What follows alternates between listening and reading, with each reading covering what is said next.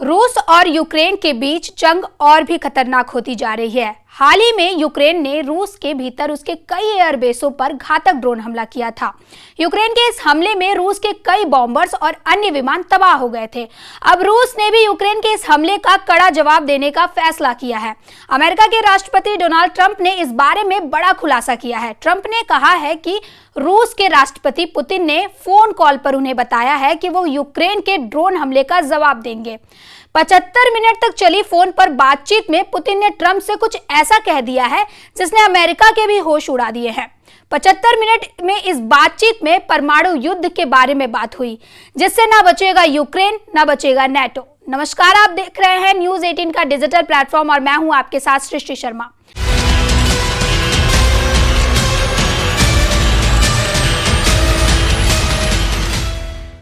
अमेरिकी राष्ट्रपति Donald Trump ने बताया कि उन्होंने बुधवार को रूस के राष्ट्रपति पुतिन से फोन पर बात की है। हालांकि ट्रंप ने यह भी साफ कर दिया है कि इस बातचीत से यूक्रेन में जंग तुरंत खत्म नहीं होने जा रही है। ट्रंप और पुतिन के बीच में यह फोन कॉल यूक्रेन की ओर से रूस के हवाई अड्डों ड्रोन हमले के बाद हुई है। ट्रंप ने बताया कि उन्होंने पुतिन के साथ फोन पर 75 मिनट तक बातचीत की है और ड्रोन हमले के मुद्दे पर चर्चा की है। अब दुनिया के कुछ चुनिंदा युद्ध विशेषज्ञों ने दावा करना शुरू कर दिया है कि जब से यूक्रेन ने रूस के 5 सैन्य एयरबेस पर हमला करके 41 रूसी लड़ाकू विमानों को तबाह किया है, जिसमें रूसी परमाणु बम वर्षक भी शामिल है, उसके बाद से अब यूक्रेन पर रूस ऐसा हमला करने जा रहा है जिसके खौफ से अमेरिका के राष्ट्रपति ट्रंप ने सोशल मीडिया पर पोस्ट किया गया ट्वीट तक डिलीट कर दिया है। दावा किया जा रहा है कि 75 मिनट तक फोन पर पुतिन और ट्रंप की चली बातचीत के दौरान पुतिन ने ट्रंप को 2 टूक कह दिया है कि अब यूक्रेन को ड्रोन हमले का ऐसा जवाब दिया जाएगा जो कीव को खूनी गड्ढों में डुबो देगा। खुद ट्रंप ने अपने डिलीट किए गए ट्वीट में लिखा था कि पुतिन यूक्रेन पर बेहद बड़ा हमला कर सकते हैं। पुतिन की चेतावनी और इरादों के बाद से नेटो ने यूक्रेन को नेटो सदस्य बनाने वाली मीटिंग से दूरी बनाना शुरू कर दी है। Президент Путин сказал о ответе на атаки по аэродромам. Да, действительно.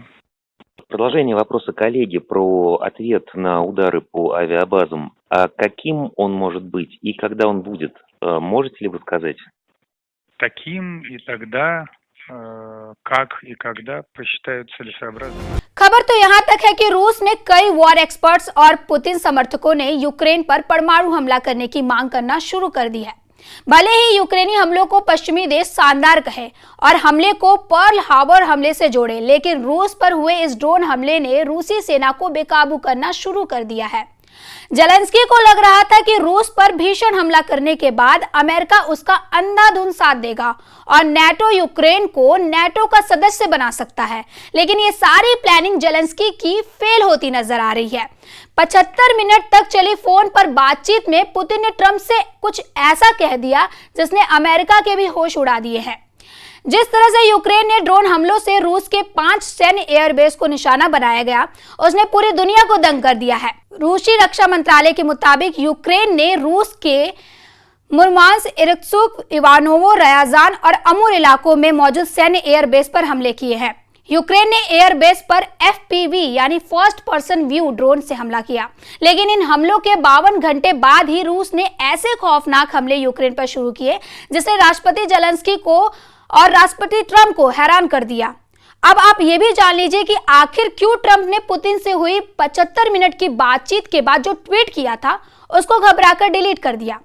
अमेरिका के राष्ट्रपति डोनाल्ड ट्रंप ने दावा किया है कि रूस के राष्ट्रपति पुतिन ने उन्हें साफ शब्दों में कहा है कि रूस यूक्रेन के हालिया ड्रोन हमले का जवाब जरूर देगा। यानी ट्रंप ने दुनिया को अपनी सोशल मीडिया पोस्ट के जरिए बता दिया है कि यूक्रेन पर रूस बहुत बड़ा विनाशक हमला कर सकता है, लेकिन इससे ये अंदाजा लगाना मुश्किल है कि रूस यूक्रेन पर किस तरह का हमला करेगा। Щось вони то балакають, вони там якісь переговори, але ж мирне населення кожний день гине. Дуже багато у різних наших куточках України, дуже багато гине українців, дуже мирного населення. Наші діти, наші внуки маленькі, які ще не встигли нічого побачити в цьому світі. Я не знаю, як це все горе пережити рідні їх. ट्रंप के मुताबिक पुतिन ने यूक्रेन की तरफ से रूसी एयरफील्ड्स यानी हवाई अड्डों पर किए गए ड्रोन हमले का जिक्र किया है और कहा है कि इस हमले को नजरअंदाज नहीं किया जा सकता है। ट्रंप के मुताबिक पुतिन ने यह बात बहुत दृढ़ता से कही है कि रूस यूक्रेन पर कार्रवाई करेगा।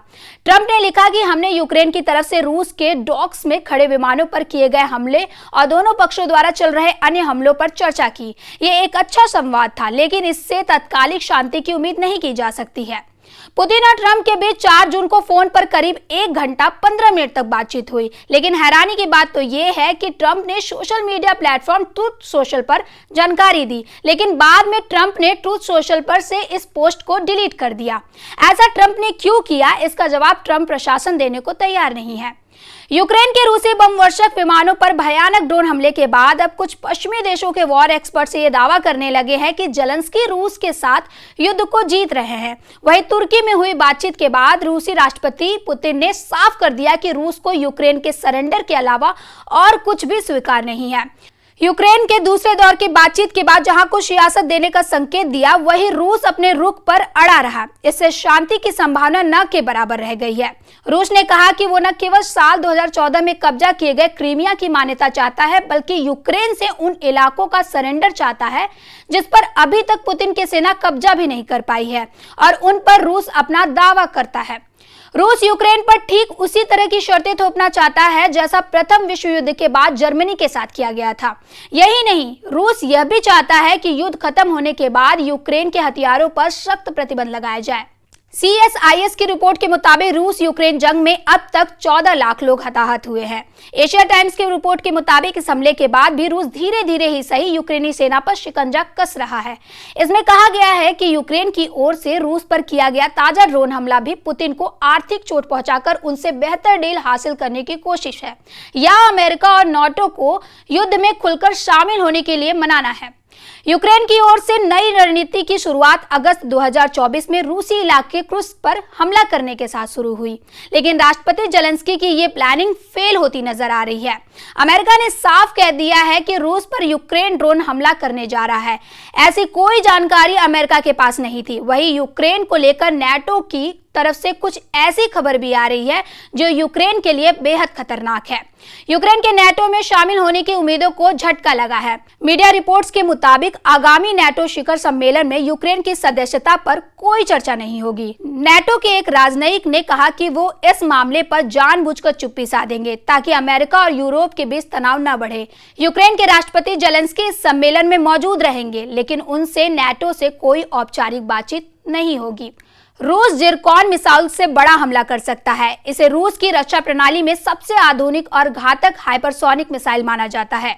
यह जिरनॉक हाइपरसोनिक एंटीशिप मिसाइल है। यह मिसाइल हाइपरसोनिक स्पीड यानी ध्वनि की गति से 9 गुना तेज चलती है, जिससे इसको पकड़ना या मार गिराना लगभग नामुमकिन हो जाता है। इसकी रेंज करीब 1000 किलोमीटर तक है। अभी जो हालात चल रहे हैं उसके मुताबिक रूस ऐसी मिसाइलों से हमला करना चाहता है जो परमाणु मिसाइलें तो ना हो, लेकिन उसमें विनाश करने की क्षमता परमाणु बम जैसी हो। दावा तो यहाँ तक किया जा रहा है कि रूस अपनी ऑर्सेनिक बैलिस्टिक मिसाइल से भी हमला कर सकता है, जिसके बारे में दावा किया जाता है कि ये 11 मैक यानी 12,300 किलोमीटर प्रति घंटे की रफ्तार से हमला करती है।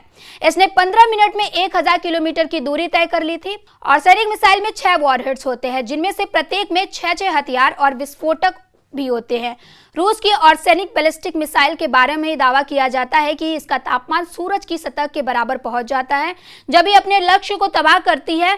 अब ऐसे हालात में यूक्रेन पर अगर इन मिसाइलों से हमला हुआ तो दुनिया का कोई भी एयर डिफेंस सिस्टम यूक्रेन को बचा नहीं पाएगा। ऐसे ही खबरों के लिए देखते रहे News 18 का digital platform and do like share subscribe the channel. Thank you.